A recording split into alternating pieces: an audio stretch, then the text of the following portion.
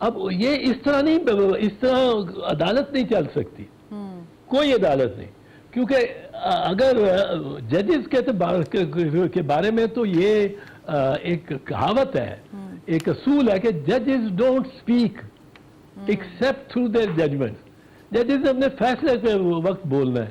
یہاں جج صاحبان اس طرح بول رہے تھے کہ اگر میں نے یہ سوال کیا تو اس نہ کیا تو پھر یہ گیم دوسری طرف ادھر جا رہی ہے، اور میرے سوال نے بس یہ میرا سوال ہے جس نے کایا پلٹ دینی ہے. کایا پلٹنے والے سوالات کوئی نہیں تھے. اس میں میں آپ کو ایک چیز بتاؤں.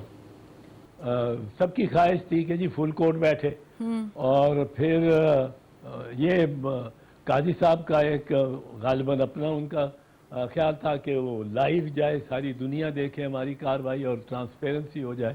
میں نے کہا میں سمجھتا ہوں کہ دونوں میں کسی قدر ناکامی ہوئی ہے. جج صاحبان بہت زیادہ بولتے نظر آئے. وکیل کسی کو کوئی آدھا گھنٹہ ہی کوئی تسلسل کے ساتھ بحث کرنے نہیں دی، سوال پہ سوال. سینئر ایڈوکیٹ کو کہہ دیا کہ جی آپ بحث کیوں نہیں شروع کرتے تو میں آپ کو توہین عدالت کا نوٹس دوں گا. بات پہ توہین عدالت ہمیں اس سے ہی ڈراتے رہتے ہیں.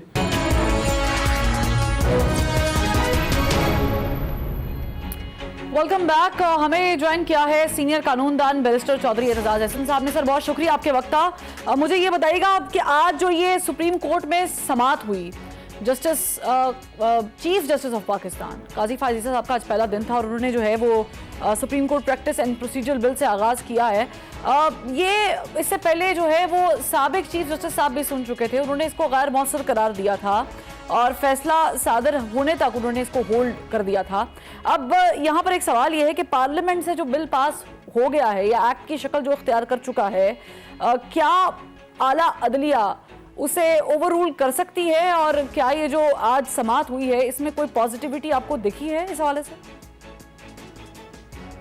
نہیں، ایک سب کی خواہش تھی کہ جی فل کورٹ بیٹھے، اور پھر یہ قاضی صاحب کا ایک غالباً اپنا ان کا خیال تھا کہ وہ لائیو جائے، ساری دنیا دیکھے ہماری کارروائی اور ٹرانسپیرنسی ہو جائے. میں نے کہا میں سمجھتا ہوں کہ دونوں میں کسی قدر ناکامی ہوئی ہے.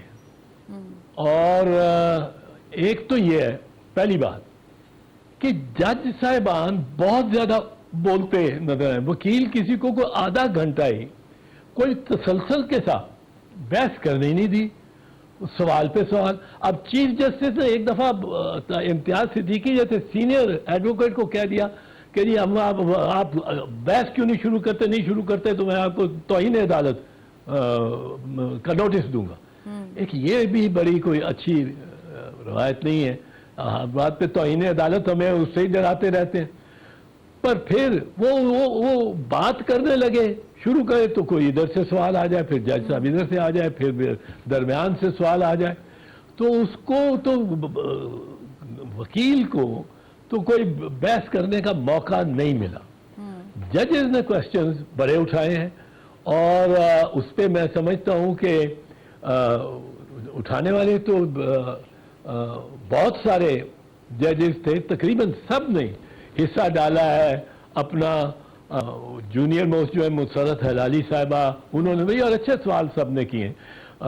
عطر من اللہ صاحب نے، مندخیل صاحب نے، جتنے بھی مطلب ہے اعجاز الحسن صاحب، مجیب اختر صاحب، منیب اختر صاحب، عائشہ ملک صاحبہ. لیکن جو اس میں مجھے تشنگی رہ گئی ہے وہ یہ ہے کہ اس سے بات ہوتی ہوئی ایک مرحلہ بھی آگے نہیں بڑھی، کیونکہ سوال ہی ہوتے گئے. اب یہ اس طرح نہیں، اس طرح عدالت نہیں چل سکتی، کوئی عدالت نہیں. کیونکہ اگر ججز کے بارے میں تو یہ ایک کہاوت ہے، ایک اصول ہے کہ ججز don't speak except through their judgment. ججز اپنے فیصلے کے وقت بولنا ہے. یہاں جج صاحبان اس طرح بول رہے تھے کہ اگر میں نے یہ سوال کیا تو اس نہ کیا تو پھر یہ گیم دوسری طرف ادھر جا رہی ہے، اور میرے سوال نے بس یہ میرا سوال ہے جس نے کایا پلٹ دینی ہے. کایا پلٹنے والے سوالات کوئی نہیں تھے. इसमें मैं आपको एक चीज बताऊं, असल मुद्दा जो था वो इस पे आ गया था, असल मुद्दा इस पे आ गया था कि वो कहते हैं, वो आर्टिकल 191 कहता है कि सुप्रीम कोर्ट रूल्स बनाएगा subject to law and the constitution. Exactly.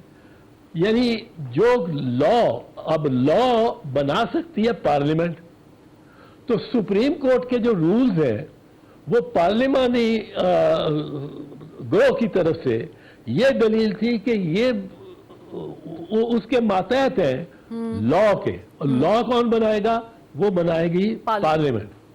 Constitution को अमेंड करना वगैरह भी पार्लियामेंट करेगी, पर उसको दो तिहाई इससे ये सिंपल मेजॉरिटी से जो पार्लियामेंट बना दे वो लॉ हो गया।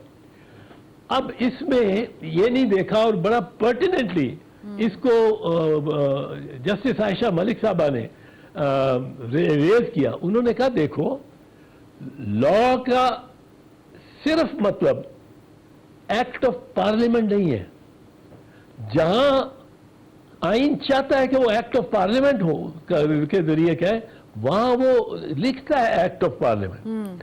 जहां वो कहता है लॉ, इसका मतलब है ये एक्ट ऑफ पार्लियामेंट नहीं है, ये कुछ और है। और वो क्या है? वो बहुत सारे लॉज हैं जो कि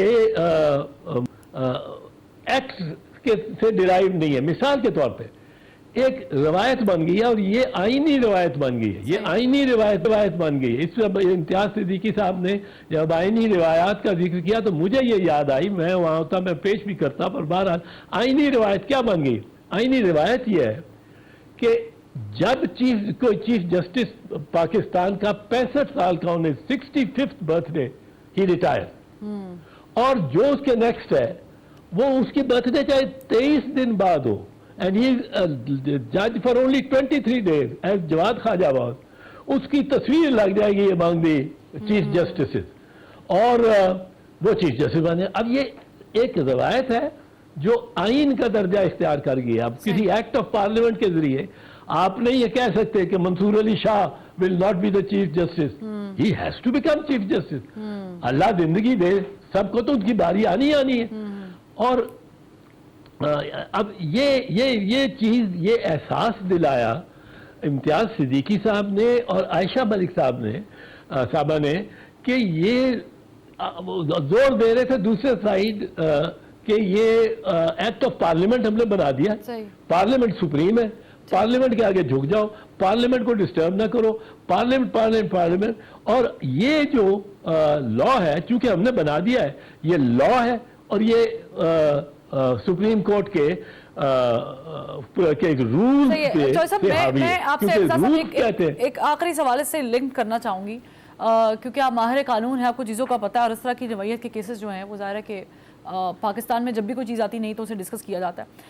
क्या ये जब एक्ट हुआ, क्या ये सुप्रीम कोर्ट के चीफ जस्टिस या सुप्रीम कोर्ट का इख्तियार था कि उसे उसी वक्त रोक दिया जाता या गैर मौसर करार दे दिया जाता, जबकि वो भी पास इन्हीं उस पर दस्तखत भी नहीं हुए थे, और ये कहना कि दस्तखत हो जाए नहीं हो जाए ये गैर मौसर है?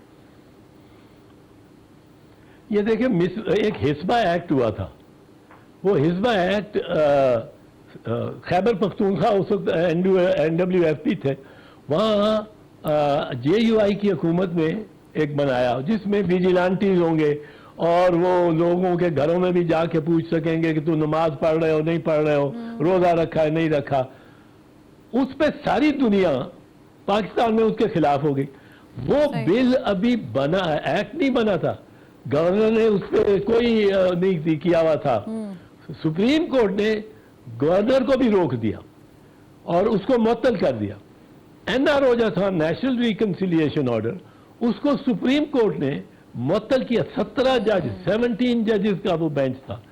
अब ये बदकिस्मती है कि 17 जजेस, 15 जजेस, 14 जजेस के बेंच बना देते हैं और ये फैसला कर देते हैं। अब उस 15 जज इकट्ठे करो तो फिर 14 जज के फैसले को खत्म करोगे।